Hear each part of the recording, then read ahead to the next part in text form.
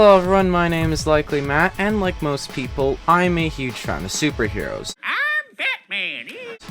Superheroes like The Flash, Spider-Man, and Batman, they're all great superheroes. And the Merc with the Mouth, also known as Deadpool, just so happens to be one of my favorites. Definitely third favorite superhero, probably. Ha! Suck it, Jack Sparrow. Deadpool initially debuted in December of 1990, and was a rip-off of Deathstroke, but, well, we're not gonna talk about that. Deadpool quickly made a name for himself for being the Merc with the Mouth, fourth-wall-breaking jokester we all know and love. Did I leave the stove? Then again, he's kinda like a sad clown, because he does use the jokes to get past his depression. Because let's face it, Deadpool either needs some antidepressants or a therapist. Or both. Both would work great. So the original Deadpool movie came out in 2016 and the sequel came out in 2018, and both got great reviews and a hell of a lot of money for Fox.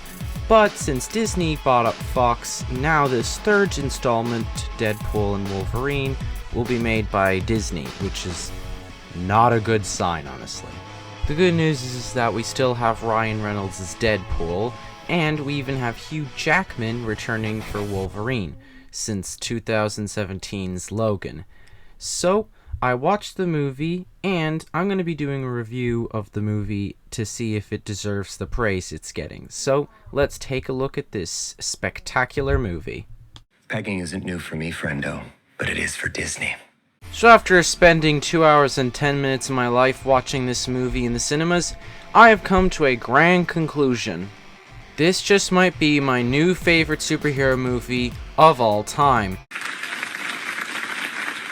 Not only did this movie have incredible action, awesome comedy, great cameos and Easter eggs, and good moments, but it is also just well put together and doesn't interfere with anything important. Like, you know how in Logan, Wolverine died? Well, they managed to completely avoid ruining that ending by using the whole multiversal concept to their advantage. So, we get the epic team-up we wanted without screwing around with the epic ending from the movie Logan. Oh, and don't worry, Marvelites. On top of Hugh Jackman returning and wearing his comic book accurate suit, we also have the mask. Bit of a spoiler there, but I'm not ashamed of it. Now, if you're a very big Deadpool fan, then you'll probably know that Deadpool has two sides to his character. The goofy side that breaks the fourth wall constantly, makes references and jokes about just about anything, and he's basically just a guy with guns and swords, and he's in a very goofy mood all the time. However, past all of that, this character has a very dark side where he actually needs a lot of therapy. God, get this guy some antidepressants, for Pete's sake. But the point still remains that he actually had a lot of good quality character development in here. And we finally get to see that under the jokes is a man who has suffered a lot, and he can't even act upon it because, well, he can regenerate from just about anything.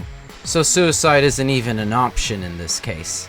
So if you combine the funny humor we all like with Deadpool, and obviously with Ryan Reynolds adding a good touch to it, like normal, we also see him show love and care for the people around him, and how he's willing to do just about anything to save his world.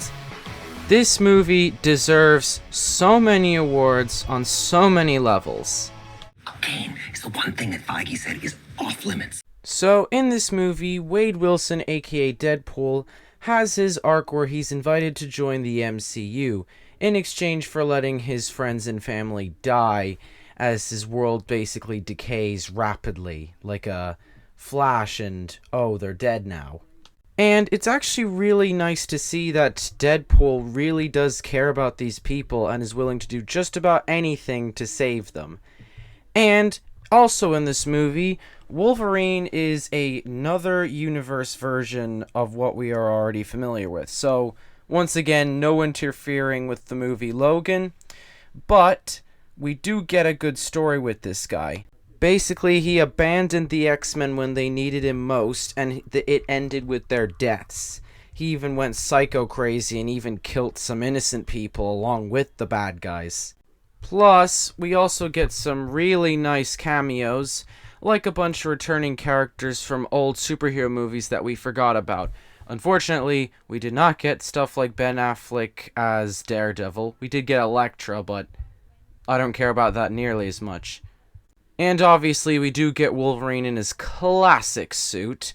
We even get him wearing his mask, thank goodness.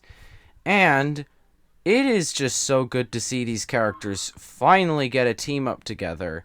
Fortunately, the reviews are in my favor, and apparently most people enjoy it. As in, like, a large percentage.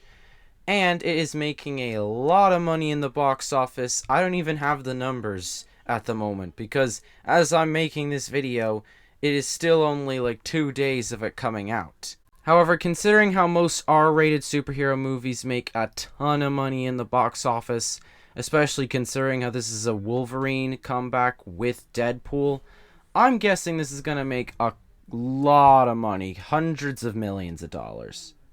The best part is that this is the only thing we're getting out of Marvel this year. That might not sound like a good thing, but in reality, it's for the best. The last few years or so, we have been getting way too much Marvel content, and it's gotten, let's just say it hasn't been getting better, more worse. So it's a real refresher that we're getting an actually great Marvel movie again, and it's the only one we're getting this year, so that way we get a bit of breathing room to take it in and eventually get prepped for the next Marvel movie. Stop it.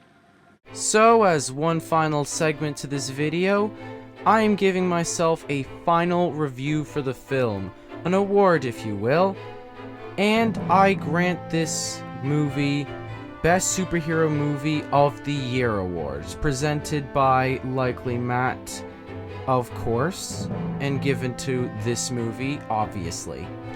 Here's a trophy, my good sir. You deserve it. You deserve it. So, what did we learn today, Marvelites? Well, something we did learn is that even though this was run mostly by Disney, is that R-rated superhero movies can still turn out really well. And it is really refreshing when we get a break from Marvel movies and then get hit with an absolute banger. So if you haven't already, hit that subscribe button, and don't forget to like this video if you think my opinion was actually valid, I guess.